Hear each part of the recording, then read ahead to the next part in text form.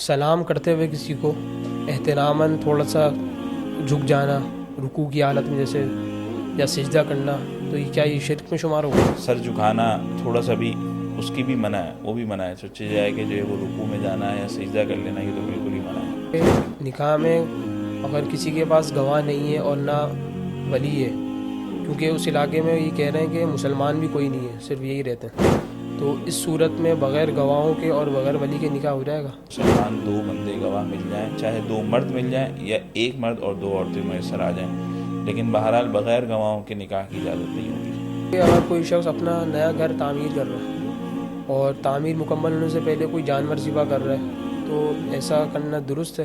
جانور کو قربان کرنا یہ کوئی پسندیدہ عمل نہیں ہوگا.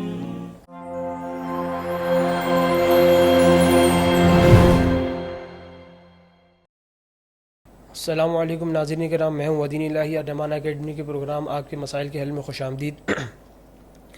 مسائل کے سلسلے میں آج ہمارے ساتھ مہمان گرامی موجود ہیں مفتی ابراہیم جمال صاحب. السلام علیکم ورحمۃ اللہ وبرکاتہ. وعلیکم السلام ورحمۃ اللہ.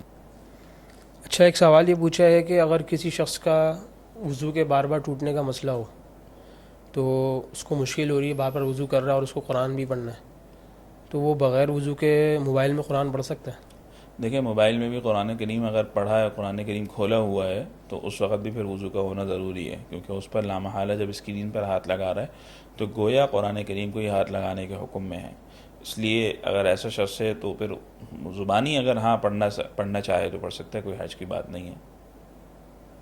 اچھا، ایک سوال ترکے کے متعلق پوچھا ہے کہ ایک بیوہ خاتون ہے جن کی کوئی اولاد نہیں ہے، اب ان خاتون کا بھی انتقال ہو گیا ہے، تو ترکہ کیسے تقسیم ہوگا؟ ان کی 2 بہنیں ہیں اور 3 بھائی ہیں. دیکھیں، جب کوئی اولاد نہیں ہے تو لامحالہ ان کی جتنی بھی جو ہے وہ وراثت ہے وہ ساری کی ساری اچھا، ان ایک کے. سوال اس میں یہ بھی پوچھا ہے کہ 3 بھائی تھے لیکن ایک کا انتقال ہو گیا. دیکھیں، جتنی بھی وراثت اس بیوہ خاتون کی ہے وہ ساری کی ساری ان کے بھائی بہنوں میں تقسیم ہوگی جو ان کی وفات کے وقت حیات ہے. یعنی ان بیوہ خاتون کے انتقال سے پہلے اگر کسی بھائی کا یا بہن کا انتقال ہو چکا ہے تو لامحالہ وہ اب وارث نہیں ہوگا. ان کے انتقال کے وقت جو بھائی بہن حیات ہیں ان میں تقسیم ہوگی، اور اس طرح تقسیم ہوگی کہ بھائی کو ڈبل حصہ دیا جائے گا اور بہن کو سنگل. یعنی جتنا حصہ بھائی کو دیا جائے گا اس کا آدھا حصہ جو وہ بہن کو دیا جائے گا. اچھا، ایک سوال یہ پوچھا ہے کہ اگر کسی بندے سے سوشل میڈیا پر نعوذ باللہ صحابی رسول صلی اللہ علیہ وسلم کے متعلق کوئی گستاخانہ پوسٹ شیئر ہو گئی نعوذ باللہ، تو بعد میں اس نے توبہ کر لی اور وہ پوسٹ ڈیلیٹ کر دی، تو اب اس کا کیا حکم ہے؟ دیکھیں، وہی اگر جو ہے وہ کوئی بے دہانی میں اور بغیر قصد کے اگر کوئی ایسا کام ہو گیا ہے تو اس کا حل یہی ہے کہ اس پہ جو ہے وہ انسان توبہ کرے، استغفار کرے، اور حتی الامکان اس بات کی کوشش کرے کہ اس پوسٹ کو جہاں جہاں سے ہو سکتا ہے وہ ڈیلیٹ کر دے، اور اس کی تردید کے اندر بھی لامحالہ وہاں پہ چونکہ جہاں جس حد تک گناہ ہوا ہے اگر اس میں جو ہے وہ اس کی تردید بھی اگر کرنا چاہے تو کر دے. لیکن بہرحال شرعی اعتبار سے کوئی ضروری نہیں ہے اس کی تردید. اگر کوئی مسئلہ ہو، فتنہ فساد کا خدشہ ہو، تو پھر اس کی تردید جو ہے وہ سوشل میڈیا کے ذریعے سے کی جا سکتی ہے. لیکن بہرحال اصل چیز یہ ہے کہ وہ استغفار کر کے توبہ کر لے اور اس کو ڈیلیٹ کر دے، ختم کر دے. اچھا، ایک سوال یہ پوچھا ہے کہ میں ایک کمپنی میں ملازم ہوں جہاں میرا کام صرف اتنا ہے کہ کام ہو جائے تو اس کو چیک کرنا، اگر غلط ہوا ہے تو اس کو صحیح کرانا ورکر سے، تو اس کے علاوہ جو فارغ وقت ہوتا ہے، تو انہوں نے یہ پوچھا ہے کہ فارغ وقت میں کوئی اپنا ذاتی کام کر سکتا ہوں؟ دیکھیں، اگر کمپنی کی طرف سے ان کو مخصوص وقت کے لیے بلایا گیا ہے کہ مثلا کمپنی میں ان کی ٹائمنگ جو ہے وہ صبح 9 سے شام 5 بجے تک کی ہے، اور ان کو کمپنی جو ہے اس ٹائم کے پیسے دے رہی ہے، اصل چیز سامنے ہی ہے، تو پھر اس وقت کے اندر تو کوئی دوسرا کام نہیں کر سکتا. لیکن اگر مقصود کام ہے، یعنی کمپنی نے اصل ان کو جو تنخواہ دی ہے وہ ان کی کمپنی کی نظر میں اصل چیز کام ہے، چاہے وقت کوئی سا بھی ہو، تو پھر اس صورت میں کر سکتا ہے، کوئی حرج کی بات نہیں ہے.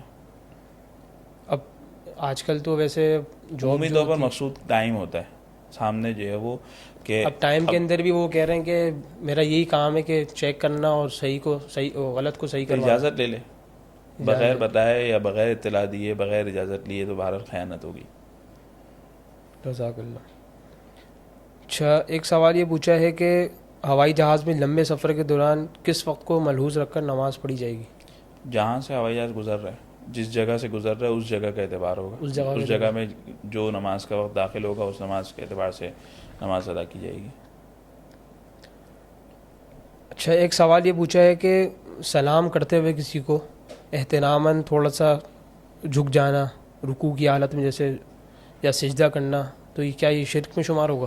دیکھیں، سجدہ کرنے کی تو بالکل بھی اجازت نہیں ہوگی، اور رکوع میں جھکنے کی بھی اجازت نہیں ہے۔ البتہ اگر احتراماً تھوڑا سا سر جھکا لے تو اس کو بھی منع کیا ہے شریعت نے، لیکن اگر ایسا کبھی کبھی ہو گیا تعظیم کی نیت سے نہیں کر رہا تو پھر اس کی گنجائش ہوگی، لیکن بہرحال سر جھکانا تھوڑا سا بھی اس کی بھی منع ہے، وہ بھی منع ہے۔ سوچا جائے کہ جو ہے وہ رکوع میں جانا ہے یا سجدہ کر لینا، یہ تو بالکل ہی منع ہے، اس کی تو گنجائش ہی نہیں ہے۔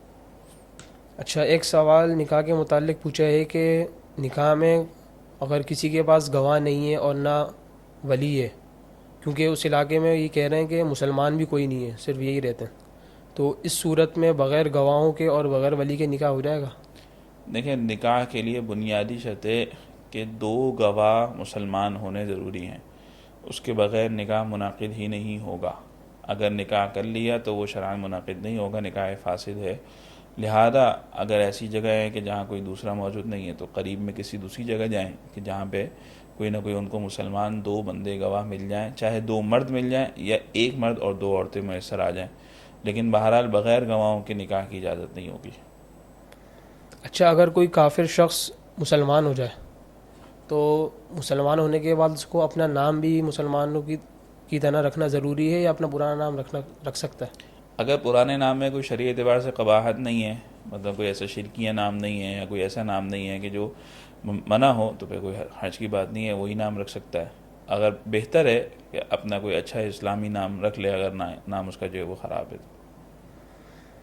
اچھا، ایک سوال یہ پوچھا ہے کہ کسی شخص پر غسل واجب ہو گیا تھا، اس کو پتہ نہیں تھا، حالت جنابت میں ہی اس نے عمرہ کر لیا اس نے، تو کیا یہ جائز ہے؟ کیا کوئی دم وغیرہ آئے گا اس پہ؟ دیکھیں، اگر عمرہ کر لیا حالت جنابت میں تو اس پر دم لازم ہو جائے گا، لیکن اگر اس نے جو ہے وہ اس کی قضا کر لی، یعنی بعد میں غسل کرنے کے بعد دوبارہ عمرہ کر لیا، تو پھر وہ دم ساقط ہو جائے گا، ورنہ اگر قضا نہیں کی، بعد میں معلوم ہوا، واپسی آ گیا تھا، تو اب دم دینا پڑے گا۔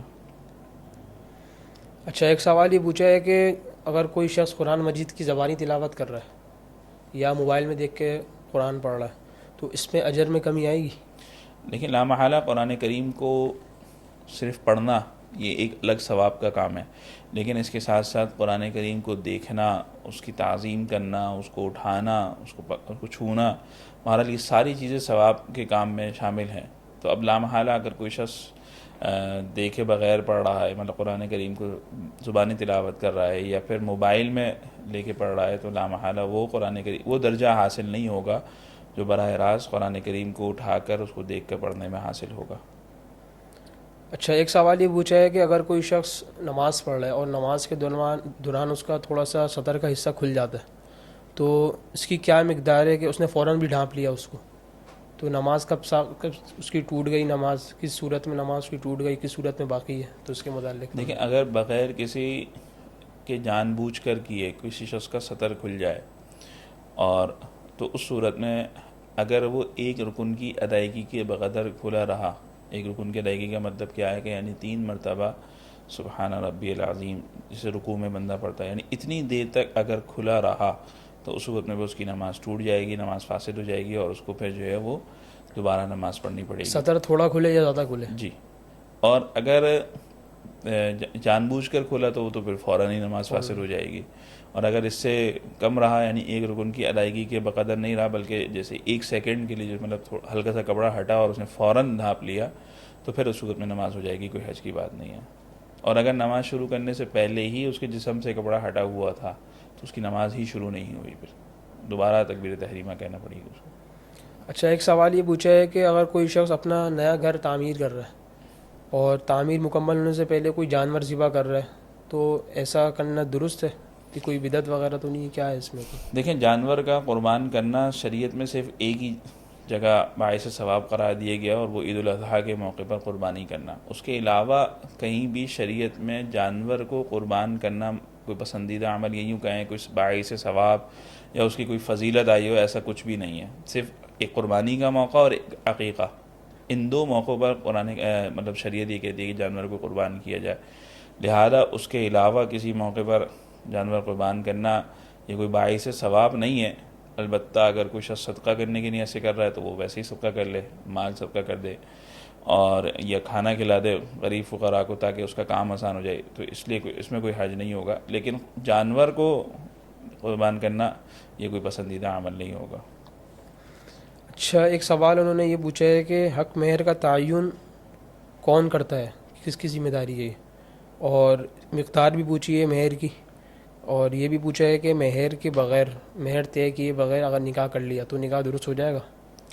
دیکھیں، حق مہر کے تعین بنیادی طور پر جو ہے وہ زوجین، لڑکا اور لڑکی دونوں آپس کی رضامندگی سے کر سکتے ہیں، یا پھر جو ہے وہ لڑکا اور لڑکی کا ولی، جو اس کا ولی باپ ہے یا دوسرا جو بھی اس کا ولی ہے وہ آپس میں کریں گے. لیکن بہرحال اس کے اندر بنیادی حق جو ہے وہ لڑکی کا ہوتا ہے کہ اگر وہ کہے کہ جی مجھے اتنا مہر چاہیے تو پھر گویا اس کی ذمہ داری بن جائے گی، یعنی بنیادی طور پر حق اس کا ہے.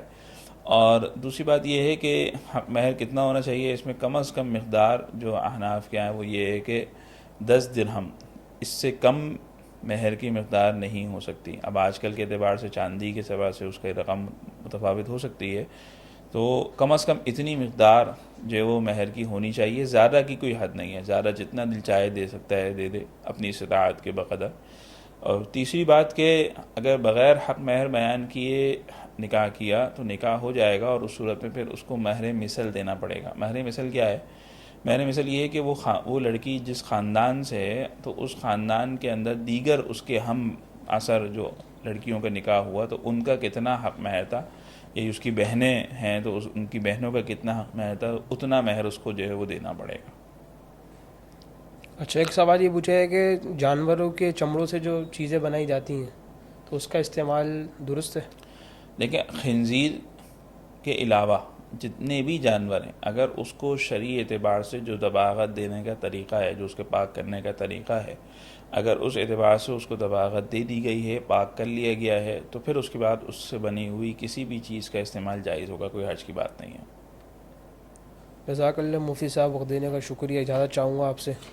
اللہ تعالی ہم سب کو مسائل سمجھ کر اس پر عمل کرنے کی توفیق عطا فرمائے. السلام علیکم ورحمۃ اللہ.